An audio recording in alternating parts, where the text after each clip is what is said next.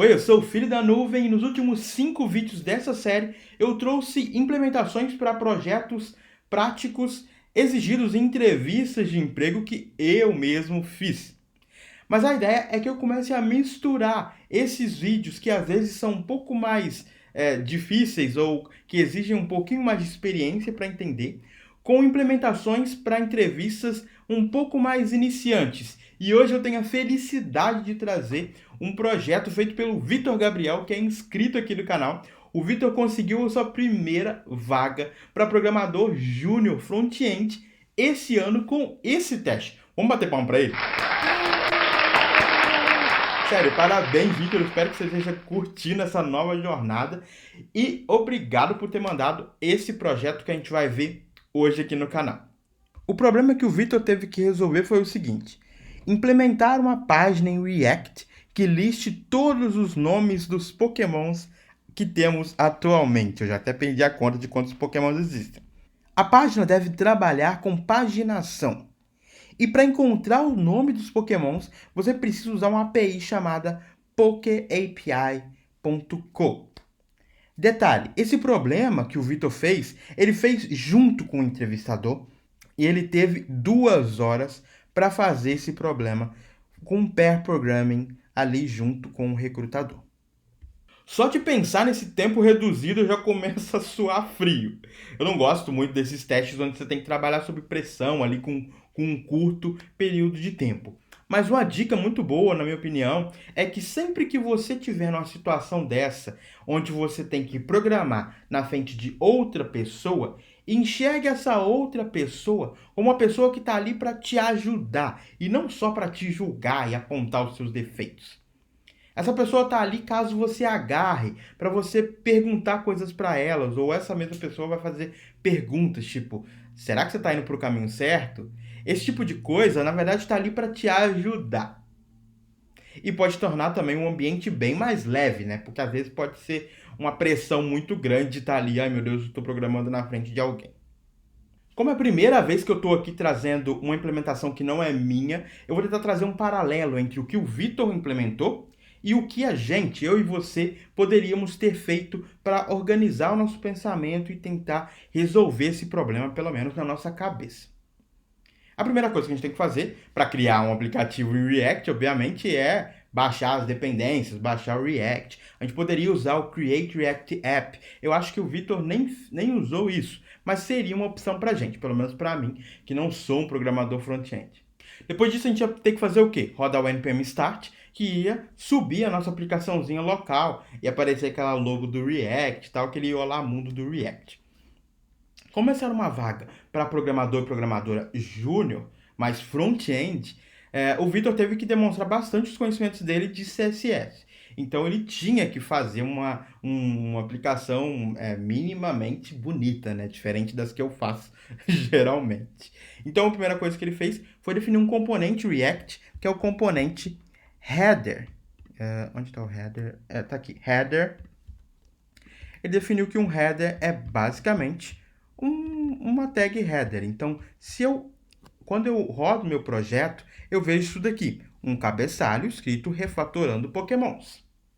Depois disso, o que eu faria, né, tudo uma opinião, já que eu já tenho um header, eu ia querer fazer o corpo da página, né? Eu ia querer listar Pokémons. Como eu quero listar Pokémons e eu estou nesse ambiente do React, provavelmente eu iria criar um componente Pokémon. Não foi o que o Vitor fez.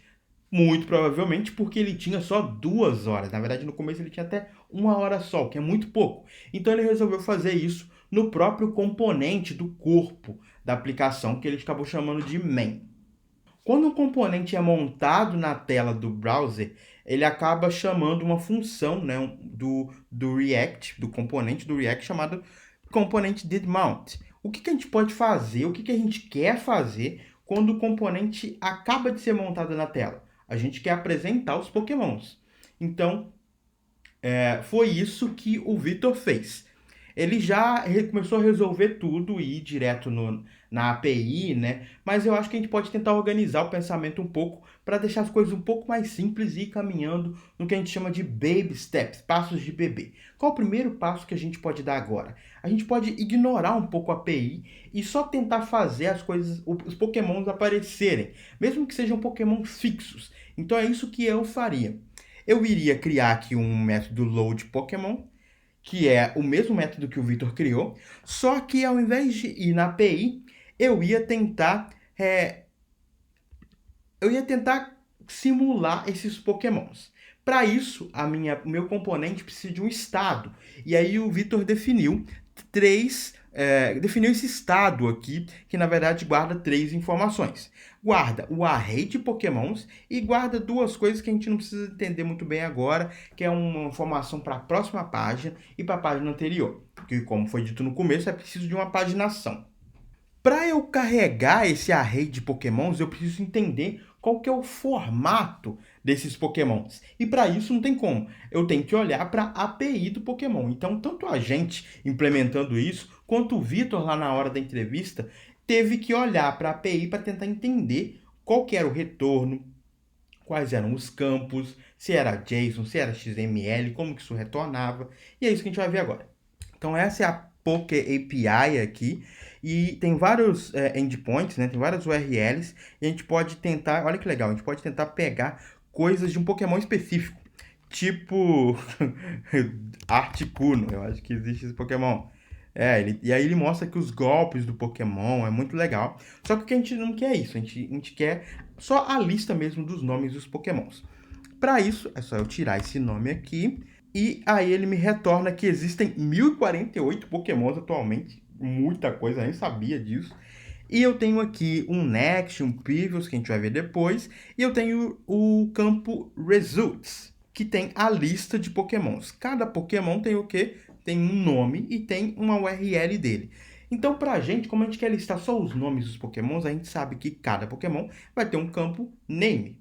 Agora a gente pode voltar para o nosso código e meio que simular isso. Então eu vou simular que o meu array de Pokémons é um Pokémon aqui que tem um name Articuno. É um outro Pokémon aqui que tem um name Chikorita. Se a gente for lá na nossa aplicação principal e chamar o main, eu tenho aqui os meus Pokémons fixos na tela. Então isso já me daria uma ideia de que eu estou no caminho certo, eu consegui listar os Pokémons, só que eles são fixos, né? Eles não estão vindo da API, que é um dos grandes desafios desse projeto. Então agora eu vou focar nisso. Eu vou focar ao invés de usar esse meu dado que eu falo mocado, né? Esse meu dado fixo, que eu coloquei o Articuno e o Chikorita, eu vou buscar realmente os Pokémons da API. Então, ao invés de a gente ter aquele load Pokémon que estava com os Pokémons fixos, o que a gente vai fazer é usar uma lib chamada Axios, que faz requisições, né, HTTP pelo JavaScript, e a gente vai fazer um get numa URL que daqui a pouco a gente vai entender por que o Vitor fez assim. Eu gostei bastante. Então vamos supor que essa URL seja realmente a URL barra Pokémon que a gente viu antes. Isso vai nos trazer um response.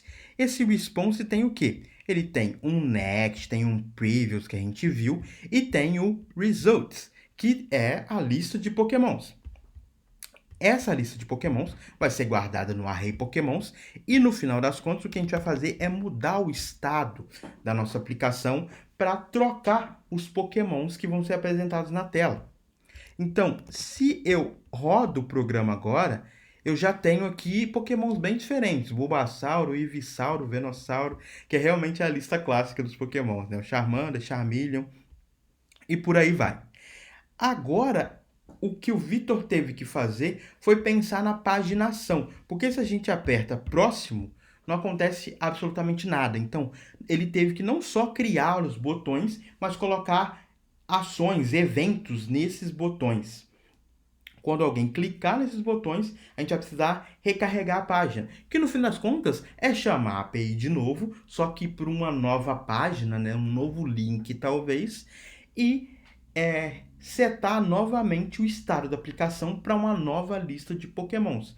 Então, na verdade, esse foi o grande pulo do gato dele, eu gostei muito, que ele usou o próprio load Pokémon, só que recebendo uma URL nova. Qual URL ele ia receber? Pensa comigo. Se ele clicar Next, ele vai fazer uma requisição, na verdade, para esse link, que é a próxima página de 20 Pokémons. Então ele criou uma função Next Page e uma Previous Page, e ele acaba chamando o load Pokémon também, só que chamando o quê? Passando a nova URL, que é a URL da próxima página e a URL da página anterior. Depois disso, ele linkou essas funções nos botões, né? Falando que o onClick chama essas funções. E agora, se antes eu tinha o Bulbasauro na primeira página, se eu aperto próximo, ele já me faz uma nova requisição para o Poké API e traz esses dados de novo. Ficou muito legal, né? Obviamente, eu estou simplificando muito esse trabalho do Vitor. Tem que dar os parabéns para ele, porque implementar isso em 2 horas não é muito fácil. Principalmente, eu estou minimizando isso, principalmente a parte do front-end, né? Ele fez todo um trabalho para fazer o CSS de cada componente e o CSS da página, os alinhamentos, né? As cores e por aí vai. Ele me disse também que durante esse pair programa, essa programação em par, o recrutador acabou fazendo algumas perguntas para ele. Por exemplo, ele pediu de, ao invés de listar os Pokémons um embaixo do outro, listar um do lado do outro. Outra pergunta também foi um pouco mais técnica, no sentido do Vitor dar uma definição da diferença entre um componente e um estado, por exemplo. E claro que enquanto o Vitor ia desenvolvendo o projeto, ele teve que programar em voz alta, ele teve que ir explicando todo o raciocínio dele, porque a ideia não é mostrar que o Vitor é um expert em React ou um expert em CSS, mas é tentar entender qual é o raciocínio dele, como que ele pensa, como que ele organiza o pensamento. Eu espero que você tenha gostado desse vídeo, que tenha sido útil para você. Se você conhece algum programador ou programadora júnior que está com um pouco de medo de entrevistas de emprego, manda esse vídeo para essa pessoa. Quem sabe ela não fica animada e até estuda problemas parecidos com esse. E eu espero você no próximo vídeo aqui do canal. Tchau!